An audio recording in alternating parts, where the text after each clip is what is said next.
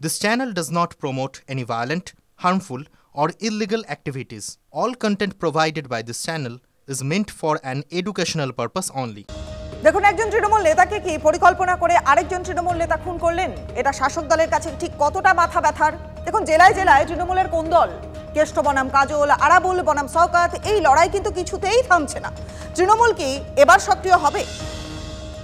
তৃণমূল যদি ঝগড়া না করে তাহলে তৃণমূলকে হাঁটাবার ক্ষমতা কারও নেই। আমি আপনাদের বলে গেলাম, আমি যেন আমার কানে না আসে যে তৃণমূল কংগ্রেসের ফাইটের জন্য কোনো কোম্পানির গেট বন্ধ হচ্ছে বা কোনো স্ট্রাইক হচ্ছে।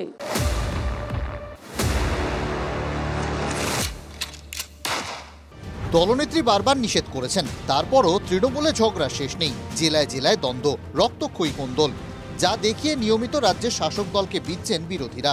যেমন গত বছর পঞ্চায়েত ভোটের আগে বিজেপির রাজ্য সভাপতি তৃণমূলকে ঠুকে বলেছিলেন, তৃণমূল কংগ্রেস এবার সবথেকে বেশি নিজেদের মধ্যেই মারামারি করবে। তৃণমূল কংগ্রেসেরই এক গ্রুপের নেতা আর এক গ্রুপের হাতে খুন হবে, আমি আগেই বলে দিলাম। অন্তর্দ্বন্দ্বের তালিকায় সবার ওপরে বীরভূমের অনুব্রত বনাম কাজল শেখ। কেষ্ট কাজলের কোন্দল বহুদিনের, এর মধ্যেই আবার 2 বছরের বেশি সময় জেলা ছাড়া ছিলেন অনুব্রত। সেই সুযোগে বীরভূম তৃণমূল কাজলময়, আবার কেষ্ট ফিরেছেন জেলায়। দুই নেতার সখ্য এখন সর্বজন বিদিত। কাজল গোড়া থেকেই আক্রমণাত্মক, কখনো সরাসরি কখনো ঘুরিয়ে নিশানা করেছেন কেষ্টকে। কোর কমিটি যে সিদ্ধান্ত নেবে সেই সিদ্ধান্তটাই চূড়ান্ত হবে। এককভাবে একনায়কতান্ত্রিকভাবে কোনো সিদ্ধান্তই কার্যকরী হবে না। দীর্ঘ 2 বছর 2023-এ নির্বাচন করেছি বীরভূম জেলায়, একটাও বোমাবাজি হয়নি, কাটাকাটি হয়নি, খুনোখুনি হয়নি। 2024-এ নির্বাচন করেছি বীরভূম জেলায়, একটাও বোমাবাজি হয়নি। কি এমন ঘটনা ঘটলো যে এখন হঠাৎ বোমাবাজি হচ্ছে, বিভিন্ন দিকে বোমা ধরা পড়ছে, কোথাও গুলিবাজি হচ্ছে। কেষ্টকে অবশ্য সরাসরি আক্রমণ করতে দেখা যায়নি। আমি নেতা নই, আমার নেত্রী মমতা ব্যানার্জি। কোনো হানাহানি করবেন না, কোনো ঝগড়াঝাটি করবেন না, সবাইকে নিয়ে চলুন। অনুব্রত কি আড়াল থেকে খেলছেন? বীরভূমে জোর জল্পনা। যেমন শিউরি উৎসবে নাম নেই কাজল শেখের, অনুব্রত মণ্ডল, শতাব্দী রায়, বিকাশ রায়চৌধুরী, তালিকায় সবাই রয়েছেন। নেই শুধু জেলা সভাধিপতির নাম। তারা যাকে পছন্দ, যাকে ভালো বুঝবে, যাকে ভালো মনে করবে তাকে আমন্ত্রণ জানাবে। সর্বত কাকে আমন্ত্রণ জানানো হয়েছে, কাকে জানানো হয়নি সে বিষয়ে আমার কাছে কোনো খবর নেই, কোনো রিপোর্ট নেই। এ বিষয়ে নিয়ে কোনো মন্তব্য করতে চাই না। বীরভূমের মতোই তেতে দক্ষিণ 24 পরগনার ভাঙড়ের মাটি। ক্যানিং পূর্বের বিধায়ক শওকত মোল্লার দাপটে অনেকটাই কোণঠাসা আরাবুল ইসলাম। অনুব্রতর মতো আরাবুলেরও জেল থাকায় এলাকায় ছিলেন না বেশ কয়েক মাস। সেই সুযোগে ভাঙড় তৃণমূল শওকতময়। দিন কয়েক আগে আরাবুলের গাড়ি ভাঙচুর হয়, সরাসরি শওকতের দিকে আঙুল তোলেন ভাঙড়ের তাজা নেতা। অভিযোগে অভিযোগে চরমে ওঠে পারদ। তারা আমার গাড়িটা ভেঙে খবরের শিরোনামে আসতে চাইছে শওকত মোল্লা। তাই আমি বলি যে ক্যানিংকে শেষ করে ভাঙড়ে তৃণমূল কংগ্রেসটা শেষ করার জন্যে যথেষ্টভাবে শওকত মোল্লা কাজ চালিয়ে যাচ্ছে। আরাবুল কোনো পার্টির কোনো পদে কোনো জায়গাতে নেই, ফলে এখানে আমার গোষ্ঠীটা আসছে কি করে? এখানে 2024-এ তৃণমূল কংগ্রেসের কর্মীরা ঐক্যবদ্ধ লড়াই করেছে, তারাই গোটা ভাঙড় জুড়ে কাজ করছে। হুই শওকত মোল্লা হয়, শওকত মোল্লার কি আছে, অবজারভারের কি আছে? আমি কনভেনার আছি এখনো পার্টির, আমি পঞ্চায়েত সমিতির সভাপতি আছি। কে শওকত মোল্লা? মালদার কোন্দল দেখে কি তৃণমূল সতর্ক হবে আদৌ? আবার শান্তির জল ছেটাবেন কি দলনেত্রী?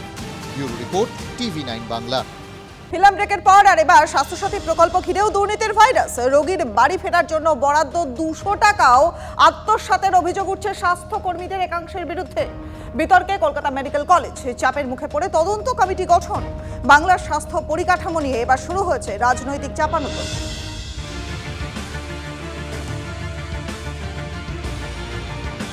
পরিবার পিছু 5 লক্ষ টাকা পর্যন্ত বিনামূল্যে চিকিৎসার সুবিধা দিতে স্বাস্থ্যসাথী প্রকল্প চালু করেছে রাজ্য সরকার। কিন্তু অভিযোগ,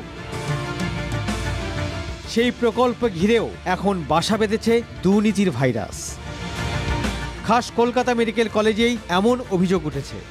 এই কথাটা জিজ্ঞেস করেছিলাম কি এখানে সরকার থেকে তো 200 টাকা দেওয়া হচ্ছে, তো এইসব বলো এইসব টাকা বাকা এখন এখানে কিছু দেওয়া হয় না। আমি ওনাকে আবার জিজ্ঞেস করলাম কেন দেওয়া হচ্ছে না, সরকার তো দিচ্ছে আমাদেরকে। বলে এইসব যদি জানতে হয় তাহলে আপনি স্বাস্থ্য ভবনে গিয়ে যোগাযোগ করুন, ওখানে ওরা সব জবাব দিতে পারবে, আমরা কিছু জবাব দিতে পারবো না। আমাদের কাছে কোনো টাকা অ্যালাউ করা হয়নি। 200 টাকা করে পাওয়ার কথা আপনারা জানেন? না। আপনারা জানেন স্বাস্থ্যসাথী প্রকল্পে 200 টাকা করে পাওয়ার কথা আপনাদের? না, আমরা জানি না। আমরা জানি না। কখনো জানানো হয়? জানানো হয় না। স্বাস্থ্যসাথী প্রকল্পে বাড়ি ফেরার সময় রোগী পিছু গাড়ি ভাড়া বাবদ 200 টাকা করে দেওয়া হয়। অভিযোগ, সেই টাকাই কৌশলে বেহাত হচ্ছে দিনের পর দিন ধরে। বিতর্ক মাথাচাড়া দিতেই তদন্ত কমিটি গড়েছে কলকাতা মেডিকেল কলেজ কর্তৃপক্ষ। স্বাস্থ্যসাথী প্রকল্পে হাসপাতালে চিকিৎসার পর রোগীরা যখন ছাড়া পান তখন রোগীদের যাতায়াতের খরচ বাবদ 200 টাকা দেওয়া হয়। কলকাতা মেডিকেল কলেজে সেই টাকায় আত্মসাতের অভিযোগ উঠেছে রোগী সহায়কদের একাংশের বিরুদ্ধে এবং এই পুরো ঘটনার পিছনে মেডিকেল কলেজের কর্মীদের একাংশও জড়িত বলে অনুমান করা হচ্ছে। তদন্ত করতে গিয়ে দেখা যায় যেটা, যে রোগীদের যখন টাকা দেওয়া হয় তখন তাদের সই করিয়ে নেওয়া হয় এবং তাদের মোবাইল নাম্বারটা রেখে দেওয়া হয়। তো সেই মোবাইল নাম্বারের সাথে রোগীর কন্ট্যাক্ট হচ্ছে না এবং মোবাইল নাম্বার কিছু মোবাইল নাম্বার ভুল আছে। আমাদের চেয়ারম্যান স্যার, প্রিন্সিপাল স্যার এইটা প্রপোজ করেন যে আমরা আগামী দিনে আর কোনো টাকা ক্যাশে রোগীদের হাতে দেব না। যখনই ওরা ভর্তি হবে স্বাস্থ্যসাথী স্কিমে তখনই ওদের অ্যাকাউন্ট নাম্বার ডিটেলটা আমরা তুলে নেব। সেই প্রক্রিয়া চালু হয়ে গেছে। শুনতে মনে হতে পারে মাত্র 200 টাকা। কলকাতা মেডিকেল কলেজে এক মাসে এই বাবদ, এই যে যাতায়াতের খরচ বাবদ স্বাস্থ্যসাথী প্রকল্পে খরচ হয় 90,000 থেকে 1 লক্ষ টাকা। পাটিগণিতের হিসেব বলছে বছরে সেই খরচের পরিমাণ অন্তত 10 লক্ষ টাকা। স্বাস্থ্য দপ্তর যেরকম বাকি দুর্নীতিগুলির বিষয়ে তারা যেভাবে পদক্ষেপ করেন না, ক্ষমতাবান লোকটা যখন তার সঙ্গে জড়িত থাকেন, স্বাস্থ্যসাথীর ক্ষেত্রেও আমরা এটা দেখতে পেয়েছি। রোগী সহায়ক যাদেরকে বলা হচ্ছে, যারা টোটালি হচ্ছে পলিটিক্যাল রিক্রুটমেন্ট, তাদের মাধ্যমে এইভাবে টাকা ডিস্ট্রিবিউশনের যে পদ্ধতি সেটা করাই হচ্ছে। আমরা মনে করি যে এই ধরনের দুর্নীতিগুলো চলতে পারে, কিছু লোকের পকেট ভরিয়ে দেওয়া, এটার জন্যই কিন্তু এটা করা হচ্ছে বলে আমরা মনে করি। ভাবতেই পারেন, যেখানে শিক্ষা, পুরসভার নিয়োগ কিংবা চিটফান্ড কেলেঙ্কারির মতো কোটি কোটি টাকার কেলেঙ্কারি হয়েছে, সেখানে এ আর কি। কিন্তু দুর্নীতি তো দুর্নীতি, তা সে 1 টাকারই হোক না কেন। এই নিয়ে শুরু হয়েছে রাজনৈতিক চাপানোতর। 200 টাকা স্বাস্থ্যসাথী কার্ডে রাখা হয়েছে ওটা কাটমানি হিসেবে তৃণমূলের নেতাদের ভোগ করার জন্য। তৃণমূল পকেটের গাড়িতে ট্র্যাক তৈরি হবে। যদি স্বাস্থ্য পরিষেবার আমূল পরিবর্তন ঘটাতে চাই তাহলে দরকারি হচ্ছে কি, জেলা লেভেলে আরজি করের মতো, পিজি হসপিটালের মতো, এনআরএস এর মতো বড় হসপিটাল তৈরি করা।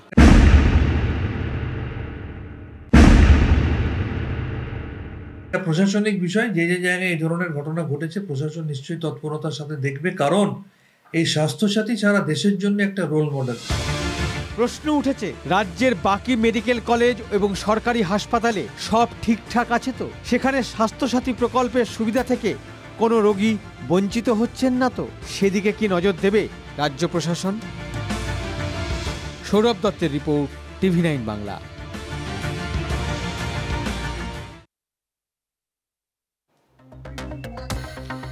দমদমে আক্রান্ত প্রতিবাদী মেরে মাথা ফাটিয়ে দেওয়ার অভিযোগ। এয়ারপোর্টের 1 নম্বর এলাকায় মহিলাদের কটূক্তি, অসামাজিক কাজ করার অভিযোগ শ্যাম জয়সওয়াল এবং তার দলবলের বিরুদ্ধে। প্রতিবাদ করে আক্রান্ত প্রতিবাদী, আটক 3।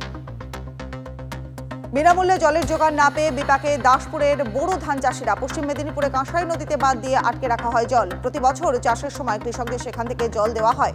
এবছর জল না পেয়ে সংশয়ে কৃষকরা। প্রশাসনকে লিখিত আবেদন জানিয়েও কাজ হয়নি বলে অভিযোগ।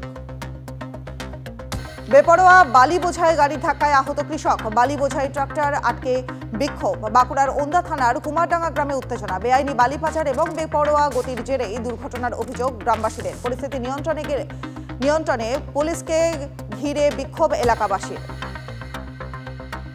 বসিরহাটের টাকি রোডে মর্মান্তিক দুর্ঘটনা। কলেজে পাড়ায় যাত্রীবাহী গাড়িতে ধাক্কা। 2টি ট্রাকের। গাড়িতে থাকা 2 জনকে আশঙ্কাজনক অবস্থায় উদ্ধার স্থানীয়দের। একটি ট্রাক পালিয়ে গেলেও আটক আরেকটি ট্রাক ফেরার চালকের খোঁজে তল্লাশি পুলিশের।